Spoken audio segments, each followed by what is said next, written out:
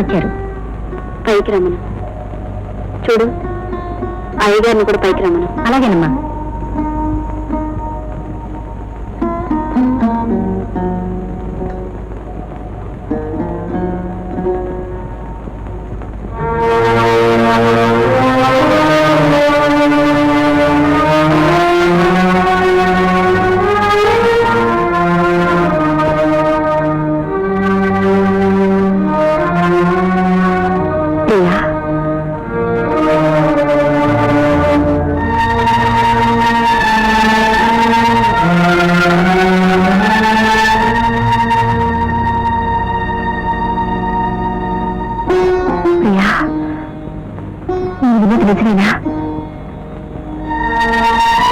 ప్రియా, పిలిచావా? మీ ఇద్దరితో మాట్లాడాలని పిలిపించాను బావా.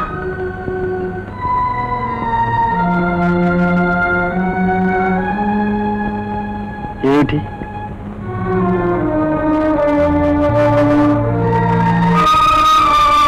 భవిష్యత్. ప్రియా, నువ్వు అనవసరంగా మనసు పాడు చేసుకుంటున్నావు.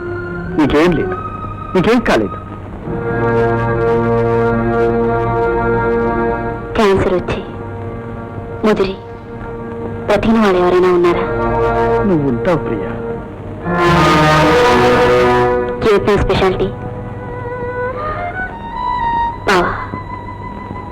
పోయేవాళ్ళు వైరాగ్యంగా మాట్లాడటం, ఉన్నవాళ్ళు పోయేవాళ్ళని పోరం ధైర్యం చెప్పడం మామూలే.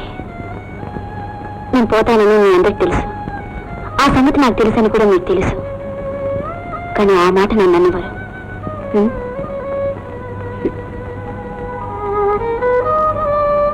బావా, నేను మిమ్మల్ని పిలిపించింది ఒకే మాట్లాడడానికి. నేను తృప్తిగా పోవాలా, దిగులతో బాధపడుతూ పోవాలా? తృప్తిగానే పోవాలి కదా? తృప్తిగా పోవాలంటే ఇప్పటి నా స్థానం రాధకివ్వాలి. ప్రియా, నాది కాని స్థానంలో ఈనాడు నేనున్నాను. భార్యగా, తల్లిగా తృప్తి పడ్డాను. ప్రియా, పొరపాటు పడుతున్నావు. ఆ స్థానం నాది ఎప్పుడూ కాదు. వేసవిలో కూడా వర్షాలు కురుస్తూ ఉంటాయి, నేల తడవకుండానే పోతూ ఉంటాయి. నా స్థానం అంతే. ఈ స్థానం నీది. దేవుడు నీకిచ్చింది. లేదు రాధా, దేవుడు ఎవరికి అన్యాయం చేయడు. బావ దేవుడు కాబట్టి ఎవరికి అన్యాయం చేయకూడదు. కాబట్టి నా ఆశ నెరవేర్చడానికి, ఈ నిరాశ పోగొట్టడానికి ఈ క్యాన్సర్ ఇచ్చాడు. ప్రియా, అసలు దేవుడనే వాడలేదు. ఉంటే ఆ రోజే నాకు రాత్రి దక్కించేవాడు, లేదా నిన్ను ఉండేటి చేసేవాడు. అంటే నేను పోవడం ఖాళీగా? ప్రియా, నిజం దాచాలన్నా దాగదు బావా. లేదు ప్రియా, లేదు. నువ్వు ఉంటావు. ఓకే, ఉంటే ఇద్దరం కలిసి ఉంటాం. ఒకవేళ పోతే ప్రియా, పోతే నా స్థానంలో రాదు ఉండాలి. పోతేనే ఉంటున్నానుగా నేను బావా. ఒకవేళ నువ్వు ఒప్పుకున్నావని తృప్తితోనైనా పోకుండా ఉంటానేమో. అవును బావా, అను ప్లీజ్. థ్యాంక్ యూ బావా, థ్యాంక్ యూ. ఏం రాదా?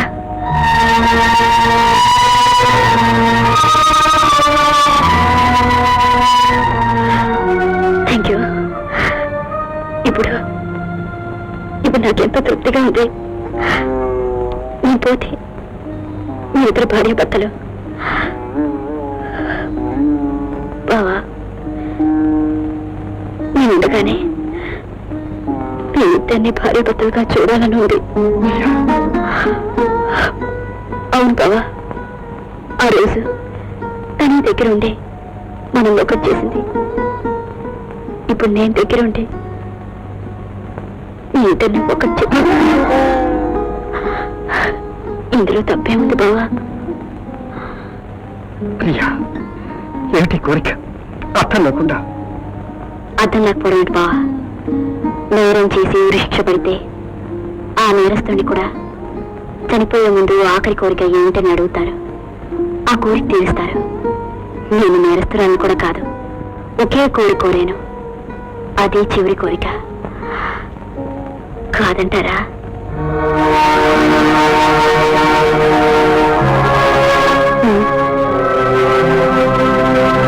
కాదంటావా?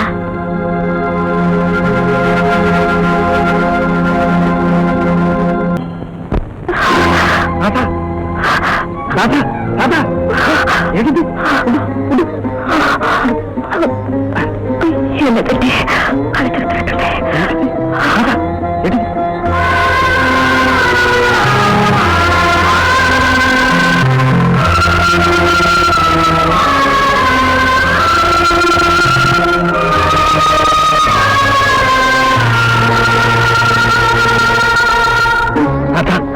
మాటలు ఏమిటి?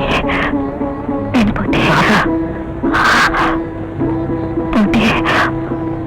బిడ్డను మీ దగ్గర ఉంచుకుంటారుగా. రాధా, ఏంటి మాటలు? నేరిపోతే నువ్వు, నేరిపోతే ఆమె. ఎందుకు ఎందుకు పరీక్షిస్తున్నారు? నేను పోయినా పర్వాలేదు, ఉంటుంది. ప్రియ చెప్పిందా బట్ట? ప్రియకే క్యాన్సర్ లేదు.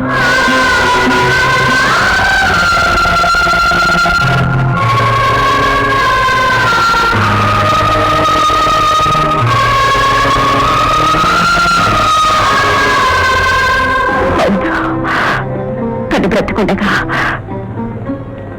నేను సుఖపడలేనని, తను పోతే నా బ్రతుకు మీతో ముడిపడుతుందని డాక్టర్తో చెప్పి అబద్ధం ఆడించింది. నీకెవరు చెప్పారు? ఇద్దరు ఒకే చీరలు కట్టుకున్నాక బహుశా డాక్టర్ ప్రేమ చీరలు చూసుంటాడు. నేను అదే చీరలో వచ్చాను. నేనే ప్రేమ అనుకుని. అమ్మా ప్రియ, ఈ నిజం మీ ఆయనతో చెప్పేస్తా. ఏ నిజం? నీకు క్యాన్సర్ కాదని. అవునమ్మా, డాక్టర్ అనేవాడు ప్రాణాలు నిలబెట్టడానికి ప్రయత్నించాలి, కానీ ప్రాణాలు తీయడానికి ప్రయత్నించకూడదమ్మా. నేను ఎంత ఆలోచించినా ఆత్మవంచన చేసుకుంటున్నానేమో అనిపిస్తుంది. నిష్కారణంగా ఒక నిండు జీవం పోవటం నాకు ఇష్టం లేదమ్మా. ఈ అబద్ధాన్ని నేను దాచలేను. నీకు క్యాన్సర్ ఉందని చెప్పలేను. త్యాగానికి కూడా హద్దు అదుపు ఉండాలమ్మా. ఒకరి జీవితం కాపాడటం కోసం నీ జీవితాన్ని నాశనం చేసుకోకూడదమ్మా. పెద్దవాడిగా చెప్తున్నాను. ఆయన ఎక్కడున్నాడో చెప్పు, నేను వెళ్ళి చెప్పొస్తాను.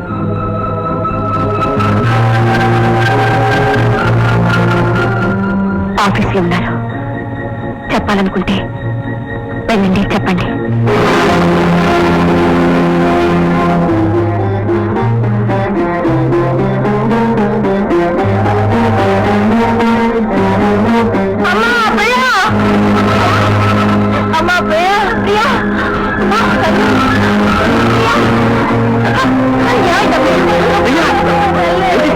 ఏం జరిగింది? అవునండి, నిద్ర మాత్రమే చాలా ఎక్కువగా మిగిలింది. చెప్తున్నామంటారా? మీరు వస్తారా? అది చాలా చిన్నది.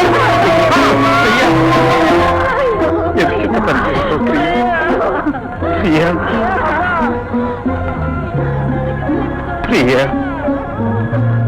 ప్రియా, ప్రియా.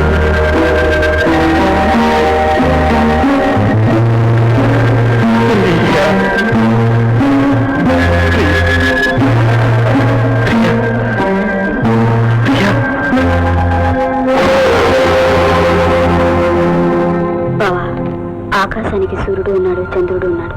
సృష్టికి చీకటి ఉంది, వెలుగు ఉంది. మనిషి సుఖాలున్నాయి, కష్టాలున్నాయి. అన్ని రెండు ఉన్నప్పుడు ఒక మనిషి మాత్రం ఇది రెండు ఉండకూడదు. చెప్పు బావా. ఉండాలి బావా, ఉండాలి. రెండు ఉండాలి, కానీ రెండు ఒకేసారి ఉండకూడదు బావా. ఒకదాని తర్వాత ఒకటి ఉండాలి. అందుకే ముందు అక్క, అక్క తర్వాత నేను, ఆ తర్వాత మళ్ళీ అక్క. నా ఇంటి మళ్ళీ ఇచ్చే చెల్లిపోవా.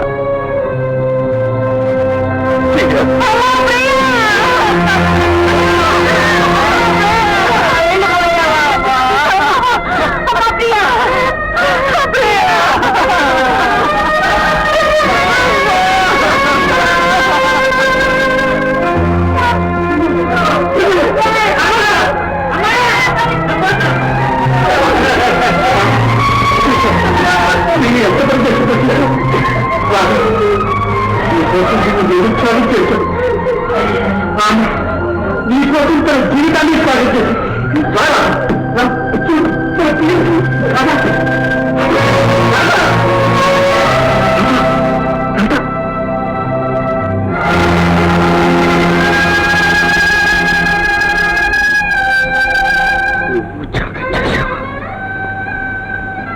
ఆమె కోసం నీ కోసం ఆమె ఒకరిని మించి ఒకరు త్యాగం చేశారు. మీరిద్దరూ త్యాగమూర్తులు. నేను స్వార్థపరుడు. నేను నీతో రాలేను, రాకూడదు, రానివారు రాకుండా ఆ బిడ్డలిద్దరినీ నాకు వదిలించి నా కాళ్ళు చేతులు కట్టేశారు.